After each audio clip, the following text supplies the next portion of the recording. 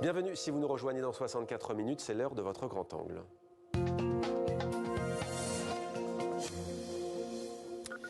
L'Europe face à son destin. Quel avenir pour l'Europe? La guerre en Ukraine va-t-elle être l'amorce d'une Union européenne puissante, capable de défendre ses intérêts?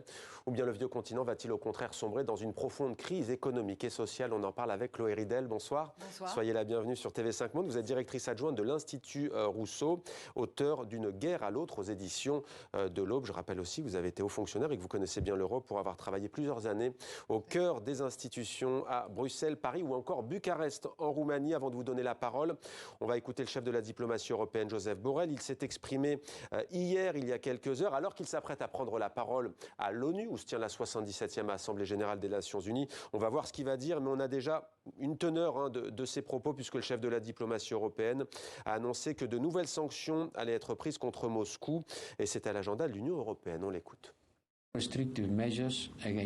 Des mesures restrictives supplémentaires seront proposées immédiatement, dès que possible, en coordination avec nos partenaires.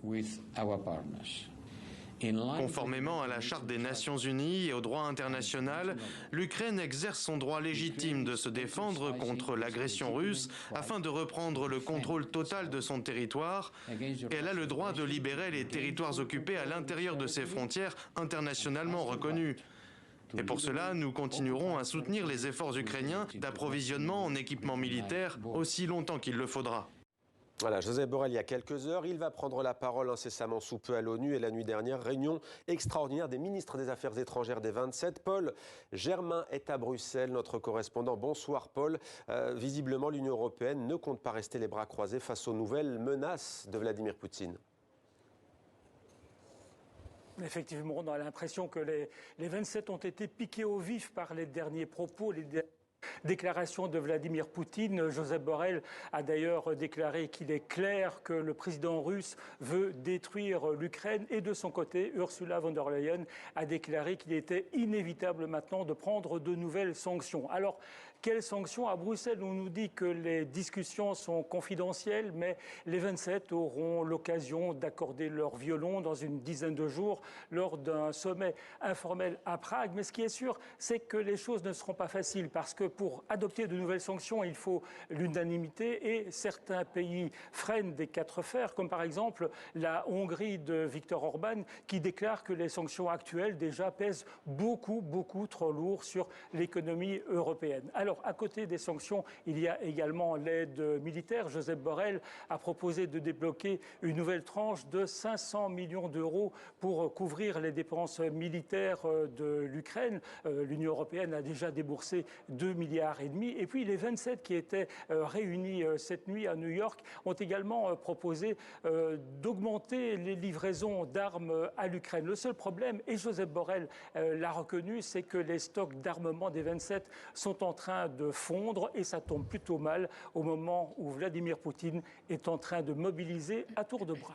Paul Germain à Bruxelles. Merci Paul pour toutes ces précisions. Chloé Ridel, ces sanctions contre la Russie, est-ce qu'elles n'ont pas un effet boomerang dangereux pour l'Europe ?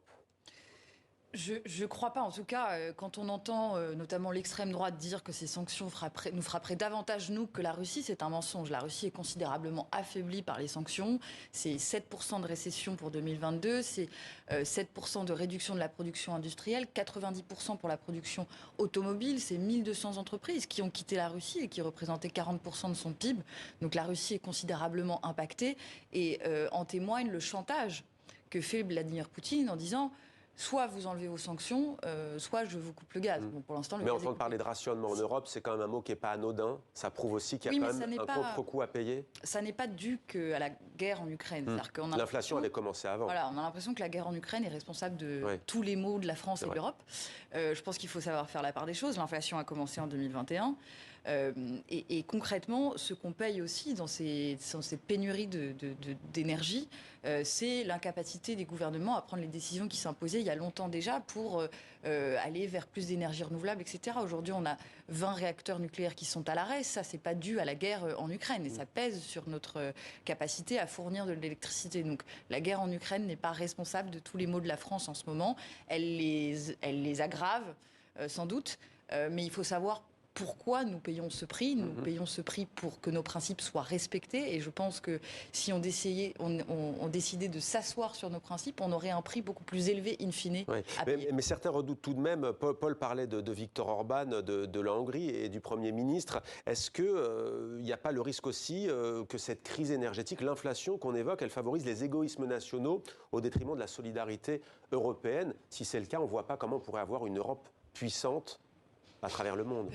Jusqu'à présent, ça ne se vérifie pas. Par exemple, Ursula von der Leyen a annoncé la semaine dernière quelque chose de bienvenu. Elle a annoncé une taxe sur les super profits des entreprises énergétiques au niveau européen. Ça devrait rapporter 140 milliards.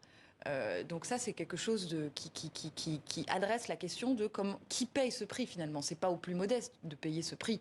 Il faut que ce prix soit justement partagé et qu'on le paye tous. Jusqu'à présent, j'ai plutôt l'impression que l'unité européenne est préservée depuis le 24 février.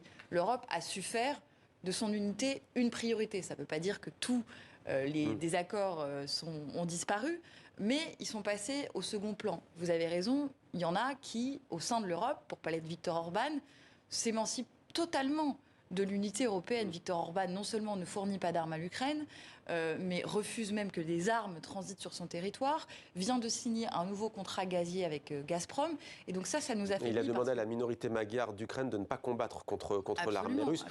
Mais ce n'est pas le seul, il y a la Pologne. Est-ce qu'il n'y a pas une Europe aujourd'hui, fracturée entre les pays de l'ancien bloc de l'Est et l'Europe de l'Ouest? Non, pour le coup, la Pologne est aux premières loges contre Vladimir Poutine. Ça fait partie de ceux... Mais sur les questions de justice, sur les questions de questions sociétales. Effectivement, c'est un autre sujet, mais je crois que la Pologne, face à l'urgence que représente cette guerre, a mis ces sujets juridiques de côté et a même fait certaines concessions. Pour vous, ça prouve qu'il y a vraiment une identité européenne sur le plan politique? Non, ça prouve en tout cas que face à cette guerre, je pense qu'on a pris conscience de ce qu'était européen voulait dire. On a vu que des Ukrainiens, en l'occurrence, étaient prêts à mourir pour avoir le mode de vie que nous avons en Europe, c'est-à-dire un mode de vie où il n'y a pas d'arbitraire, en tout cas pas comme en Russie, où les droits de l'individu sont respectés, où il y a des systèmes de redistribution sociale. C'est ce modèle-là qui est attractif pour les Ukrainiens.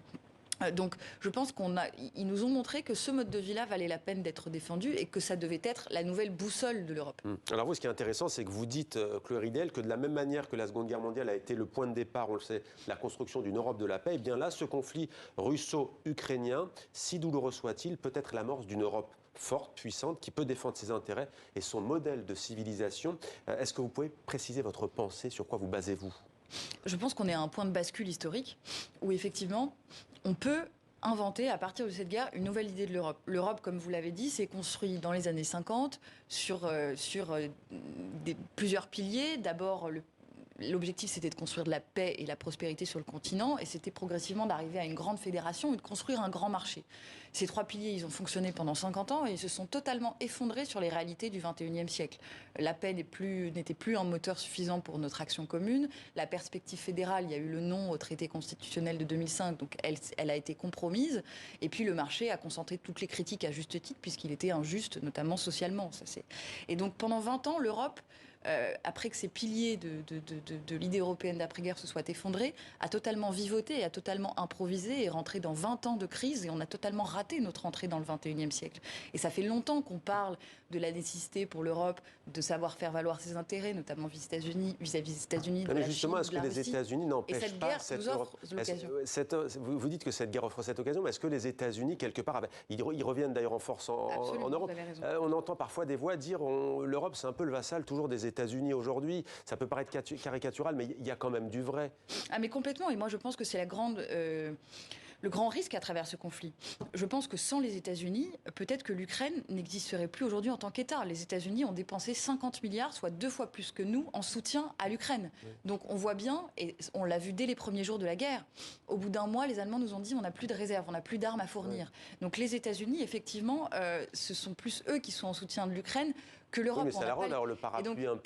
Et ça, c'est un grand risque. Ouais. Pardon, c'est un grand risque parce que si demain on veut construire une Europe indépendante, et notamment si on veut construire une défense, une énergie indépendante, à quel moment on va être crédible, notamment vis-à-vis de la Pologne et tous les États d'Europe centrale qui sont sous le parapluie américain dans le cadre de l'OTAN, de leur dire quittez le parapluie américain, venez plutôt sous le parapluie français. Oui, mais il y a déjà l'OTAN, justement. Avoir... Pourquoi faire une Europe de la défense? C'est là aussi où c'est compliqué. Parce que le problème, c'est que si vous êtes dans un 100% OTAN pour la défense européenne, vous devenez esclave des priorités stratégiques américaines, et notamment de la guerre froide que les États-Unis veulent entretenir avec la Chine. Ça n'est pas satisfaisant pour l'Europe. Il faut qu'on puisse poursuivre nos propres priorité stratégique. Et quand vous êtes dans une solution 100% OTAN, vous ne le pouvez pas. Donc il faut absolument construire une défense européenne. Et pour ça, il faut être crédible sur notre capacité à s'autodéfendre, ce qui n'est absolument pas le cas aujourd'hui. Alors on entend votre point de vue, mais dimanche, il y a des élections législatives en Italie. Et à nouveau, l'extrême droite qui pourrait l'emporter, arriver au pouvoir. On sait que c'est un courant,